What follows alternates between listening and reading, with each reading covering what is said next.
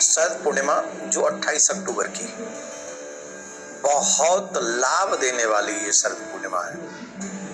अद्भुत है ये पूर्णिमा। हमें मालूम है कि पूर्णिमा पे प्रिया कांजू के भक्त हर पूर्णिमा पे वृंदावन आते हैं, प्रिया कांजू के दर्शन करते हैं। इस विषय में प्रिया कांजू के दर्शन का भी समय बताऊंगा। उसके पीछे रीजन है कि उस दिन चंद्र ग्रहण भी है और पूर्ण चंद्र ग्रहण है जो सबको दर्शन देगा। भारत के हर एक शहर में मोस्टली चंद्र ग्रहण का दर्शन होगा। तो ये वीडियो उन गर्भिणी स्त्रियों के लिए भी महत्वपूर्ण है जो इस समय अपने वात्सल्य रूपी कोख में किसी आत्मा को पाले हुए हैं। उन दिनों में हमको क्या नहीं, चंद्र ग्रहण के समय, उस रात्रि में, उस समय में हमें क्या करना है क्या नहीं करना है, इन सब बातों को इस वीडियो में बड़े ध्यान से आप लोग सुनेंगे। शरद पूर्णिमा एक विशेष रात्रि है जिसे हमारे ब्रज में रास पूर्णिमा भी कहा जाता है। इस पूर्णिमा को कहते हैं कि लक्ष्मी जी का प्राकट्य भी इसी पूर्णिमा को हुआ है। ये पूर्णिमा, शरद पूर्णिमा बहुत ही श्रेष्ठ है क्योंकि चंद्रमा इस समय 16 कलाओं से पूर्ण होते हैं। इस दिन चंद्रमा के अनंत काल अमृत का सुख देने वाला होता है।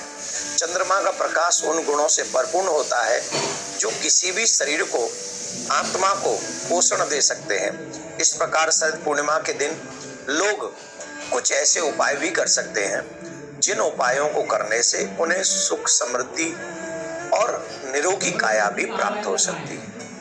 मैं छोटी छोटी कई चीजें बता रहा हूं। अगर आपके जीवन में दुख बहुत है, अगर आपके जीवन में आपकी जन्म कुंडली में ही धन नहीं, ऐसी कुछ चीजें बनी हुई है, तो बहुत सारे उपाय शरद पूर्णिमा के दिन कर सकते हैं। 28 तारीख को कर सकते हैं क्योंकि 28 तारीख को ग्रहण भी है। तो इन सब चीजों को थोड़ा ध्यान से आप लोग सुनेंगे। हमारे यहाँ ब्रज में ऐसी मान्यता है, हमारे ब्रजवासियों के लिए तो शरद पूर्णिमा बहुत महत्वपूर्ण है क्योंकि इसी दिन भगवान श्री श्याम सुंदर ने समस्त ब्रज गोपियों की भावना को पूर्ण करते हुए ब्रज में एक ऐसे प्रेम का संचार किया था जिसे हम आप और सभी रास के नाम से जानते हैं, जो महारास के नाम से। इस महारास में भगवान श्री कृष्ण ने कामदेव को परास्त किया था। उस कामदेव को उसकी सही समय सही चीज समझा दी थी कि बेटा बाप बाप ही होता है और बेटा बेटा ही होता है। तो कामदेव को बड़े अच्छे ढंग से भगवान श्री कृष्ण ने समझा दिया, ठीक है ना। तो इसी शरद पूर्णिमा के दिन, इसीलिए हमारे ब्रज के रसिक जन इसे रास पूर्णिमा कहते हैं और बड़ा उत्सव के साथ मनाते हैं। दूसरा, हिंदू शास्त्रों के अनुसार धन की देवी जो है वो लक्ष्मी, माता लक्ष्मी, शरद या अश्विनी पूर्णिमा के दिन ही उनका प्राकट्य हुआ था। तो जिन लोगों के जीवन में धन का अभाव रहता है उन्हें आज की रात्रि में, इस पूर्णिमा की रात्रि, कुछ विशेष काम करना है। क्या विशेष काम करना है? इस रात्रि में आपको सोना नहीं, इस रात्रि में आपको जागृत रहना है क्योंकि हम मानते हैं कि शरद पूर्णिमा के दिन माँ लक्ष्मी का प्राकट्य हुआ था और माँ लक्ष्मी इस दिन पृथ्वी पे परिक्रमा लगाती है और जो मनुष्य जैसा कार्य रात्रि में कर रहा होता है उसको वो देखती हैं, मनुष्यों के कर्मों को देखती हैं। शरद पूर्णिमा को जागरी पूर्णिमा भी कहा जाता है। जागरी का मतलब शाब्दिक अर्थ है पूरी रात जागना। एक तो शरद पूर्णिमा की रात्रि को ही जगना चाहिए। दूसरा, जब ग्रहण हो, चंद्र ग्रहण हो, तो रात्रि में हमको सोना ही नहीं चाहिए। सूर्य ग्रहण हो तो दिन में नहीं सोना चाहिए। तो हमें ग्रहण के समय तो सोना ही नहीं चाहिए। तो इसमें एक कहते हैं एक पंथ दो काज। एक तो पूर्णिमा का जागरण हो जाएगा। इसमें जो प्रिया कांजू के मंदिर में आते हैं, जागरण करते हैं, कीर्तन करते हैं, उनके लिए बहुत विशेष लाभदायक होने वाला है। कीर्तन उस रात्रि भी होगा यहाँ वृंदावन में, उत्सव तो होगा ही होगा, पर ठाकुर जी के दर्शन का समय बदला हुआ होगा, ये ध्यान रख लें आप। उस दिन थोड़ी चेंजेज होगी, वीडियो पूरा सुनना, बीच में छोड़ना नहीं। तो जो भक्त रात्रि भर पूर्णिमा में जागरण करते हैं उनकी शरद पूर्णिमा में उनकी कुंडली में अगर धन का योग नहीं भी है तो शरद पूर्णिमा की रात्रि पर जागरण करने के बाद माँ लक्ष्मी जब उनको देखती हैं कि जागरण कर रहे हैं तो माँ लक्ष्मी उन्हें अवश्य अपनी कृपा से अनुग्रहित तो उनके जीवन में भी जो धन की समस्या है वो थोड़ी समाप्त होती है। तो इसलिए प्रिया कांजू को मनाने के लिए भी आप जागरण कर सकते हैं। पूर्णिमा की रात्रि आपको जागरण करना चाहिए। चंद्र ग्रहण में भजन करने का, जागरण करने का बहुत बड़ा फल, बहुत बड़ा फल। तो इसलिए आप इस बात को समझ लें।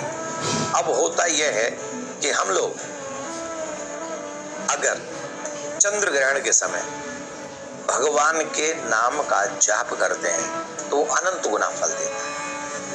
अनंत गुना फल जो देता है उसे हमें स्वीकार करना चाहिए। तो आप लोग उस दिन जागरण करें, भजन करें, आदि आदि।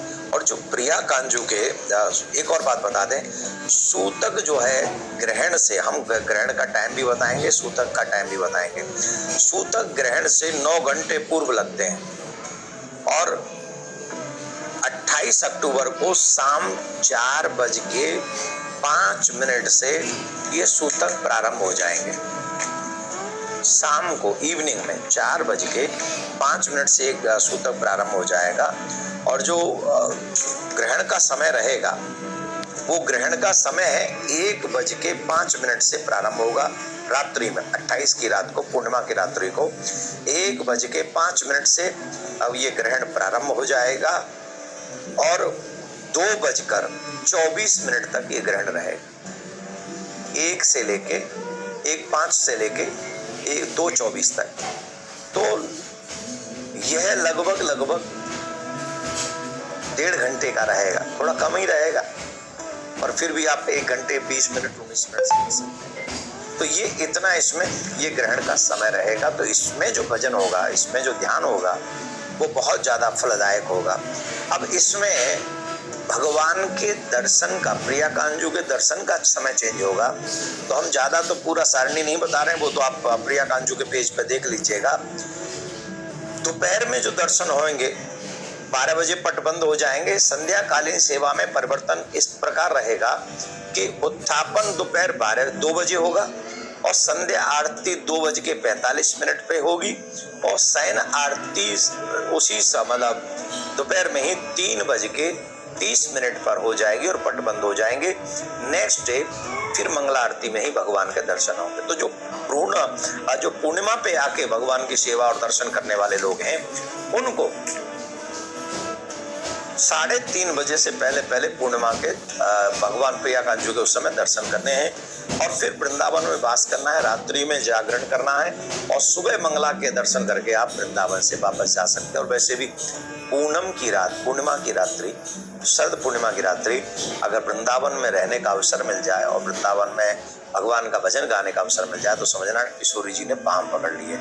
तो ये ग्रहण में कैसे आपको मैंने देवियों को बताना था, ग्रहण में कैसे जो गर्भवती स्त्री है वो जब ग्रहण हो, वैसे तो रात्रि में कोई निकलेगा नहीं, अब कई लोग ग्रहण देखने के लिए निकलते हैं, तो कभी भी ग्रहण के समय खुले आसमान के नीचे गर्भिणी स्त्रियों को नहीं जाना चाहिए। चाकू इत्यादि से कोई चीजें नहीं काटनी चाहिए। रात्रि में तो वैसे ही नहीं काटेंगे, आपके लिए सुविधाजनक है। संभव हो सके तो उस समय सोए नहीं आप। 1:05 से 2:24 तक आप न सोएं, ज्यादा से ज्यादा चिंतन करें, भगवान का भजन करें और भगवान का भजन करके भगवान से उस शिशु के लिए प्रार्थना करें कि ये शिशु अच्छा हो, सुंदर हो, दीर्घायु हो और निरोगी काया को प्राप्त करे, भगवान का भक्त हो। इन्हीं शब्दों के साथ हम इस वीडियो को पूर्ण करते हैं। और लेकिन आप इस वीडियो को ज्यादा